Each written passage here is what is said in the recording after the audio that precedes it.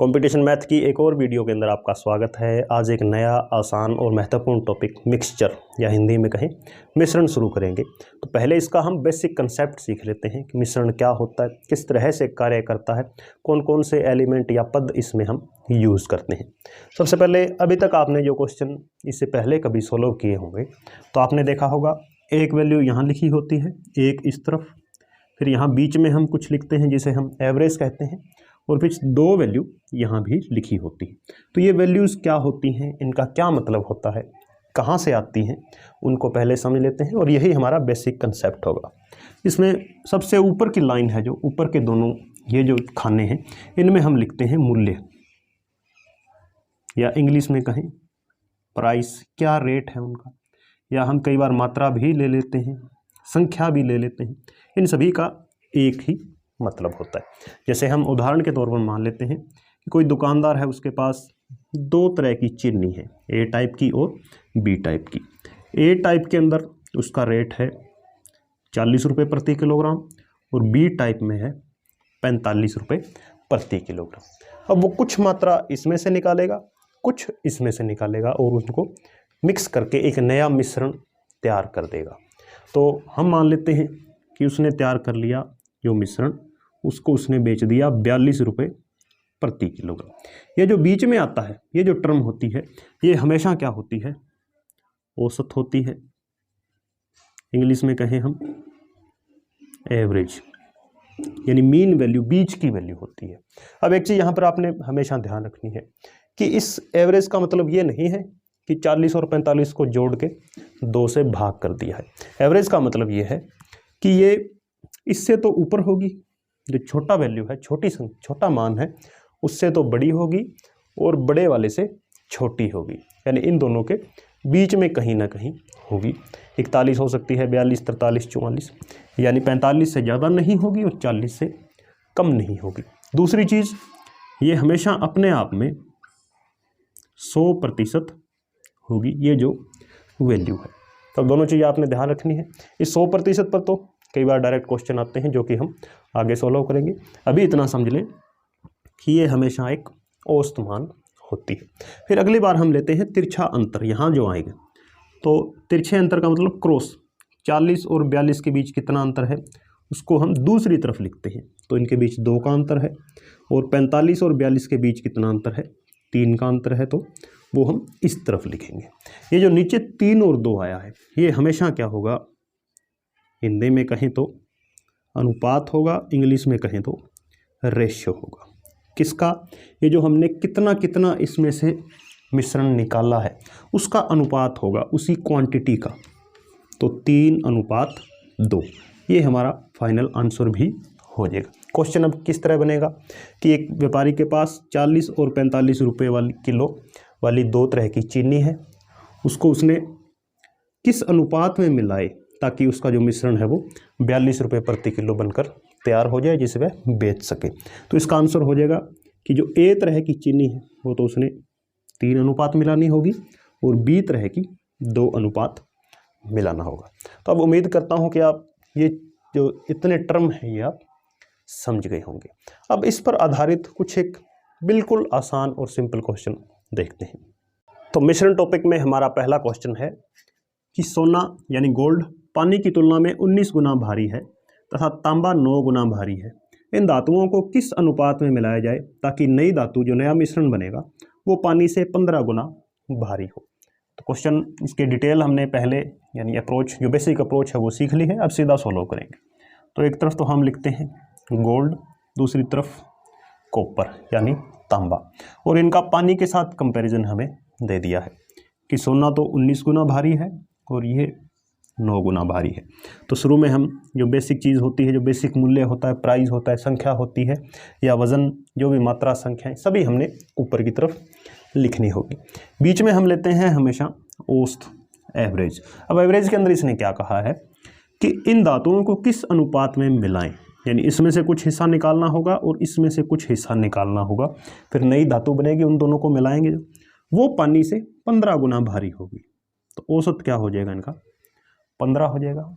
अब हम क्या लेते हैं, क्रॉस डिफरेंस है वो 19 और 15 के बीच अंतर 4, 9 और 15 के बीच अंतर 6 हो गया। तो 6 और 4 के अनुपात में मिलाना होगा। ये जो नीचे आता है ये हमेशा रेशियो होता है, किनका? इन दोनों धातुओं। तो 6 और 4 आगे भी इनको काट सकते हैं, 3:2। तो 3:2 में इन्हें मिलाना होगा। फिर जो नई धातु बनेगी वो पानी से 15 गुना भारी होगी।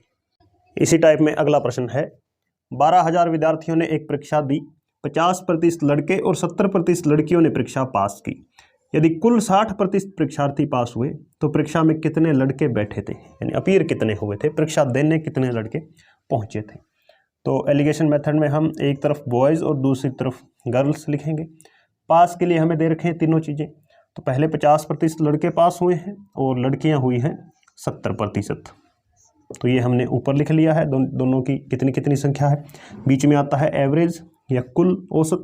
तो कुल कह रहा है 60% पास हुए हैं, तो यहाँ लिखेंगे हम 60%। उसके बाद अगला स्टेप हमारा होता है कि हम इनका क्रॉस यानी तिरछा अंतर ढूंढते हैं। तो 50 और 60 के बीच अंतर 10 का, और 70 और 60 के बीच, इनके बीच भी अंतर 10 का। ये जो नीचे आता है ये हमेशा क्या होता है? अनुपात होता है संख्या का। तो इनको हम अनुपात बनाएं, प्रतिशत से प्रतिशत कटेगा, 10 से 10 कटेगा, तो 1:1 ये हो जाएगा इनका जो बॉयज़ और गर्ल्स की संख्याओं का अनुपात हो जाएगा। तो हमें पूछा है कितने लड़के बैठे थे, तो कुल 12,000 परीक्षार्थी हैं। 12,000 परीक्षार्थी को अब आपने 1 के अनुपात में बांट देना है। तो सीधा हम कह सकते हैं कि 6,000 लड़के और 6,000 लड़कियां हो जाएंगी। मिक्सचर में अगला प्रश्न, एक व्यापारी के पास 360 किलोग्राम चावल था। उसने इसका एक हिस्सा 16% लाभ पर, शेष हिस्सा 4% लाभ पर बेच दिया। पूरे लेन देन में 12% का लाभ हुआ है। तो पूछा है कि 4% लाभ पर कितना चावल बेचा है 360 किलोग्राम में से। तो यानी दो तरह के उसे लाभ हो रहे हैं। तो हम यहाँ लिखेंगे प्रॉफिट फर्स्ट और दूसरी तरफ प्रॉफिट सेकंड। तो जो पहला हिस्सा बेचा है उस पर कितना प्रॉफिट है? 16% है। दूसरे हिस्से पर है जो बच गया उस पर है 4%। फिर पूछा है कि ओवरऑल कितना, इसने बताया है कि पूरे लेन देन में 12 है। तो वो हम हमेशा क्या लिखते हैं? बीच में, क्योंकि वो क्या होता है? औसत होता है, एवरेज होता है। फिर निकालेंगे हम तिरछा अंतर एलिगेशन की सहायता से। तो 16 और 12 कितना अंतर होता है? 4% का, और 4 और 12 के बीच अंतर हो जाएगा 8% का। ये जो 8% और 4% आए हैं ये हमेशा क्या होता है? अनुपात होता है किसका? इस 360 किलोग्राम की मात्रा का। यानी 360 किलोग्राम में से जो 16% लाभ पर बेचा उसकी मात्रा 8% है और दूसरे वाले की है 4%। तो इसका हम फर्दर यदि इन अनुपात बनाएं तो प्रतिशत से प्रतिशत कट जाएगा, 4 पर दोनों कटेंगे, 4 दूने 8, 4 एकम 4, तो 2:1। इस अनुपात में उसने दोनों तरह के चावल बेचे हैं। हमसे पूछा क्या है कि 4% लाभ पर, 4% लाभ वाली वैल्यू यानी इसकी सीध में क्या है? 1 है। तो इस 1 यूनिट की वैल्यू अब हमें निकालनी होगी। तो कुल चावल 360 किलोग्राम, अनुपात में कुल चावल कितना है? 2 और 1 3। 3 से इसको भाग करेंगे तो 1 यूनिट की वैल्यू आ जाएगी, और 1 की यूनिट की वैल्यू हमें ज्ञात करनी है। तो वो कितनी हो जाएगी? 120 किलोग्राम। तो 4% लाभ पर 120 किलोग्राम बेचा है। यदि आपसे दूसरा पूछ लेता 16%, तब हम क्या करेंगे? या तो 360 में से 120 माइनस कर दो या 2 यूनिट की वैल्यू निकाल दो, दोनों एक ही बात है। अब थोड़े हाई लेवल क्वेश्चन देखेंगे। तो कुछ एक सिंपल से क्वेश्चन देखने के बाद अब थोड़ा इनका लेवल इंक्रीज करते हैं। तो एक अच्छा क्वेश्चन हमने लिया है कि एक आदमी के पास 40 किलोग्राम चाय है। उसने इसका एक हिस्सा 5% हानि तथा शेष क्रय मूल्य पर बेच दिया। पूरे कारोबार में 3% की हानि हुई है। तो क्रय मूल्य पर कितनी चाय बेची थी ये बताना है। तो क्योंकि हमें हानि में दे रखे हैं सभी कुछ कि एक हिस्सा 5% हानि पर पूरे कारोबार में भी हानि हुई है, तो हम लॉस लेकर चलेंगे। यानी जो पहला हिस्सा था उस पर कितना लॉस हुआ है उसको लॉस 1 L1, दूसरे को हम L2 लिख लेते हैं। तो पहले पर 5% हानि है। अब दूसरे पर क्या कहा है कि शेष जो हिस्सा था वो क्रय मूल्य पर ही बेच दिया था, यानी जितने में उसने खरीदा उतने में ही वापस बेच दिया। तो जब भी हम क्रय मूल्य पर ही चीज़ बेच देते हैं तो हमें पता है हमें न लाभ होता है न हानि होता है। तो सीधा मतलब है कि हम यहाँ लिखेंगे 0% लॉस, क्योंकि हमें सभी चीज़ें लॉस में चाहिए। ये भी एलिगेशन का एक महत्वपूर्ण पहलू है कि यदि आपने ये टर्म लॉस में ली है तो ये भी लॉस में और ओवरऑल भी लॉस, तभी एलिगेशन मेथड काम करता है। यदि बीच में कहीं प्रॉफिट आ जाता है तब एलिगेशन काम नहीं करता है, क्वेश्चन रॉन्ग हो जाता है। ऐसे ही क्वेश्चन हम जब उसमें देखेंगे जो मिक्स करने वाले होंगे दूध और पानी की मात्रा, कई बार वो पानी की मात्रा या उसकी वैल्यू नहीं देगा, तब भी हम 0% ही लेंगे, क्योंकि हमें पता है पानी की कोई कीमत ओवरऑल नहीं होती है आमतौर पर। तो यहाँ पहले पर हो गया 5% हानि, दूसरे पर 0% हानि, और पूरे कारोबार में जो एवरेज क्या निकला है कि 3% की हानि हुई है। तो 3% बीच में आ जाएगा। अब 5 और 3 के बीच कितना अंतर होता है? 2% का। 0 और 3 के बीच कितना अंतर होता है? 3% का। तो ये हमें मिल गया है रेशो किसका? ये 3 और 2% किसके रेशो आए हैं?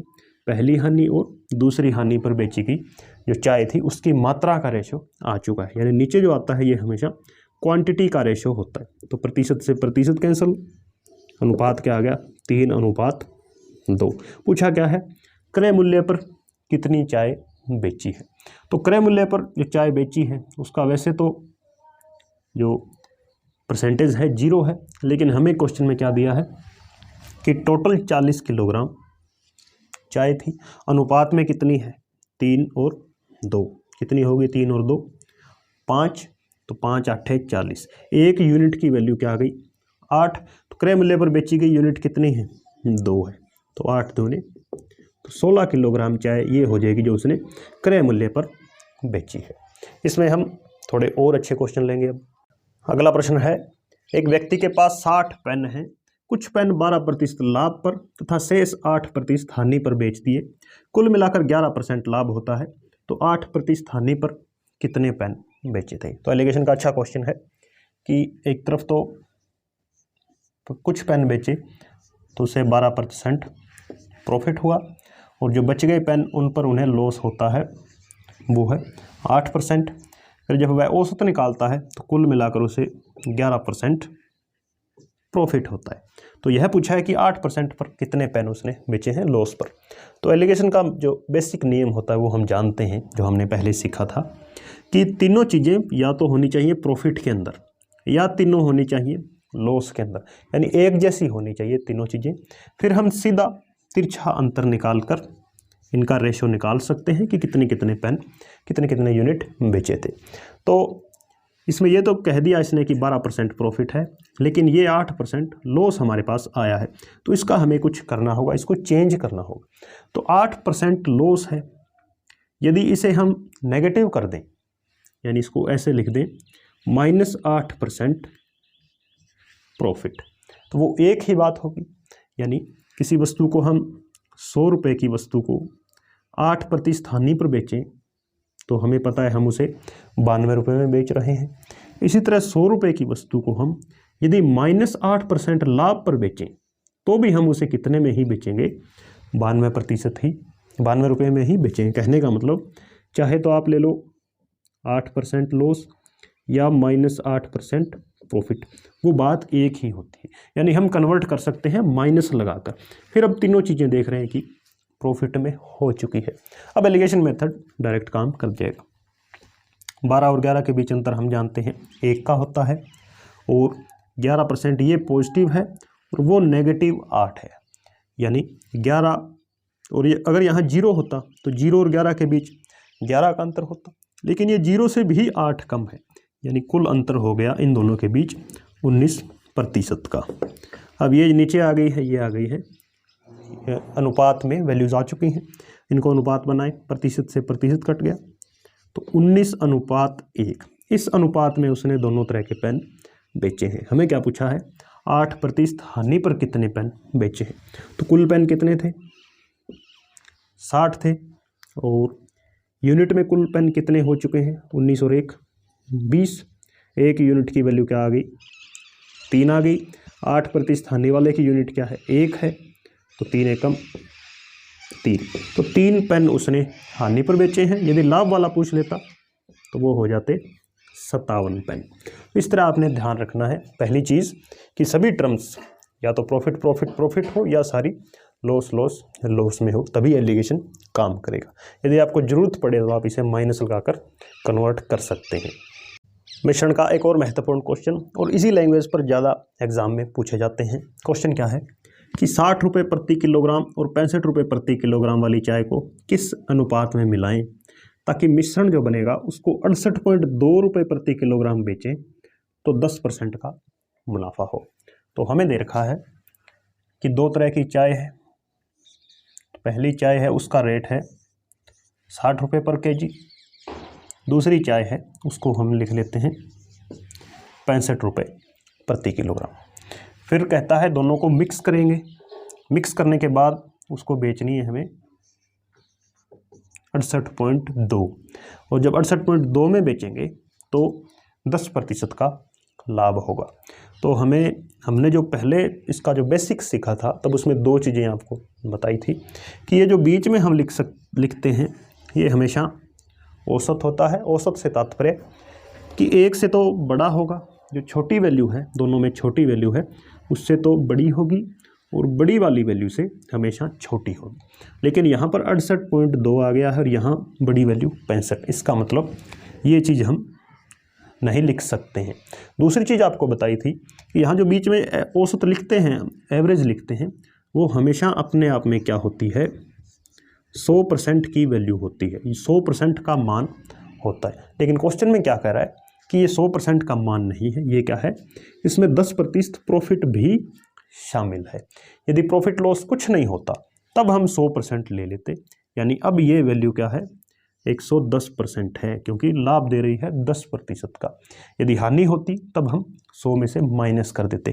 कहने का मतलब 110% की वैल्यू है 68.2। यहाँ से अब हम 100% की वैल्यू निकाल लेंगे। वो क्या निकलेगी कि 68.2 नीचे आएगा 110, गुणा में जाएगा 100%, से परसेंट कट जाएगा, ये पॉइंट है, ये हटेगा तो नीचे जीरो आ गई, 2 जीरो से 2 जीरो कैंसिल, 11 छिक्के 66, 2 22, 62, यानी 100% की वैल्यू क्या आएगी 62 आएगी। ये ध्यान रखना है। यानी इस टाइप के सभी क्वेश्चन आपने पहले 100% पर बना लेने होंगे, वरना क्वेश्चन गलत हो जाएगा। यानी कई बच्चे क्या करते हैं जल्दबाजी में 68.2 को ही लेकर सीधा तिरछा अंतर निकाल देते हैं, फिर उनका आंसर भी आ जाता है, क्योंकि ऑप्शन में कहीं ना कहीं कुछ दिया ही होता है। लेकिन ध्यान रखना है वो गलत हो जाएगा। तो 62 आप समझ गए होंगे कहाँ से निकला है, तो 100% का वैल्यू हो जाएगा 62। अब तिरछा अंतर लेंगे, ये वैल्यू 2 है, ये 3 है, तो 3:2, इस अनुपात में चाय को मिलाना होगा। फिर चाय कितने में बिकेगी, यानी जो मिश्रण तैयार होगा वो 62 रुपये प्रति किलोग्राम होगा। लेकिन इस 62 पर जब हम 10% प्रॉफिट निकालेंगे तो वो निकलेगा 6.2। तो 62 के अंदर जब हम 6.2 जोड़ेंगे तब वो 68.2 में बिकेगा और 10% लाभ देकर जाएगा। तो ये था हमारा मिक्सचर का पहला पार्ट। Thank you.